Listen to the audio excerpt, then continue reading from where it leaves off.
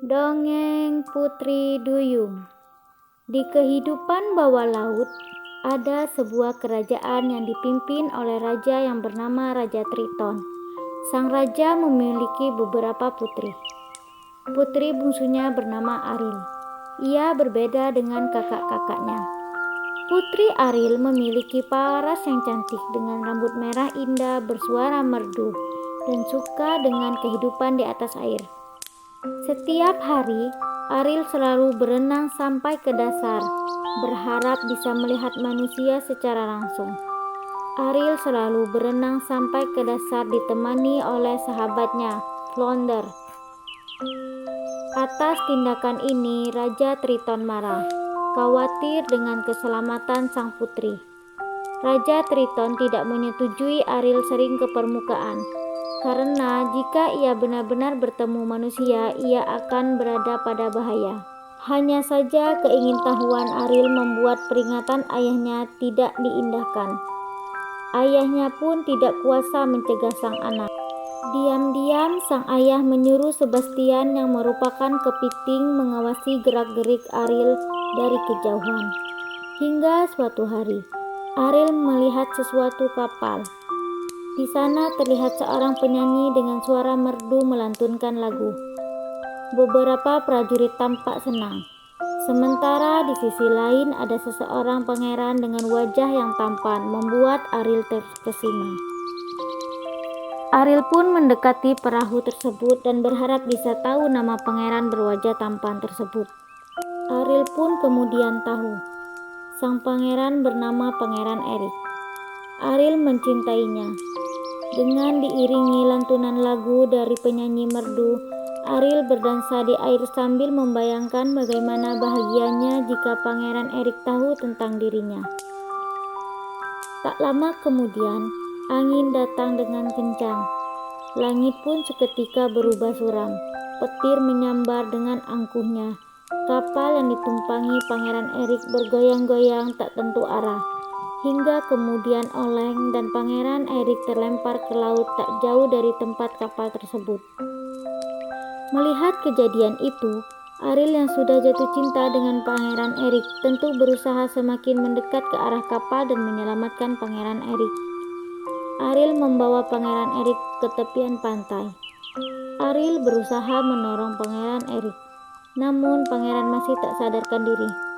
Momen itu dimanfaatkan Ariel untuk menyentuh wajah Pangeran Erik dengan lembut. Kemudian ia menyanyikan sebuah lagu cinta yang terdengar merdu.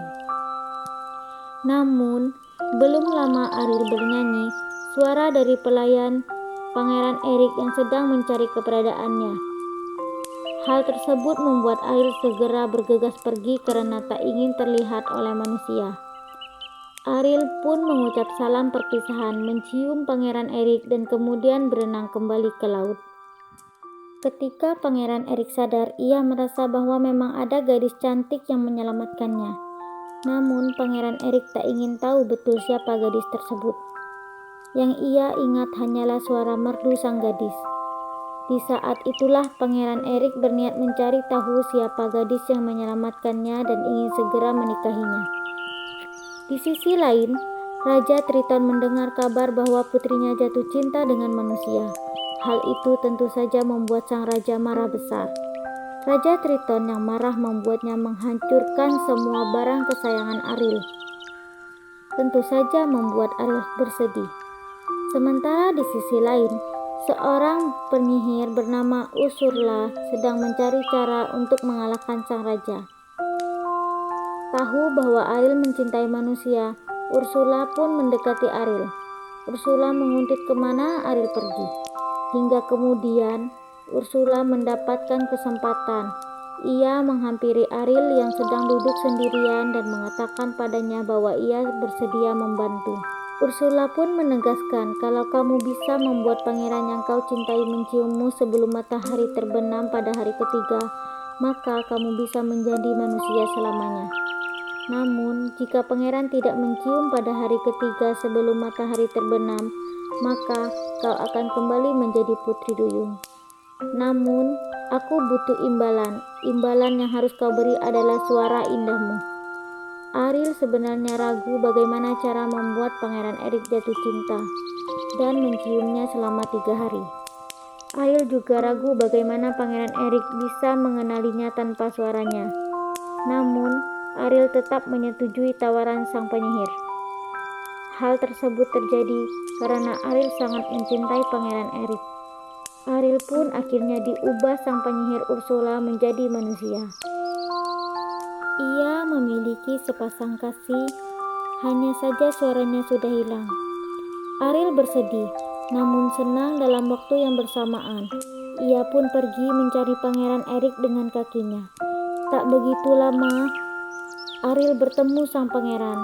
Namun Pangeran Erik tak mampu mengenali Ariel yang menyelamatkannya. Tahu bahwa ada kesempatan, Ursula pun menyihir dirinya sendiri menjadi gadis yang sangat cantik. Ia pun menggunakan suara Ariel yang disimpan yang ia gantung di lehernya. Melalui suara yang merdu, ia bernyanyi. Hal itu membuat Pangeran Erik mengira bahwa Ursula adalah gadis yang dulu menyelamatkannya. Pangeran Erik akan segera menikah dengan Ursula, tetapi digagalkan oleh sekawanan burung camar. Burung camar itu adalah sahabat baik Ariel.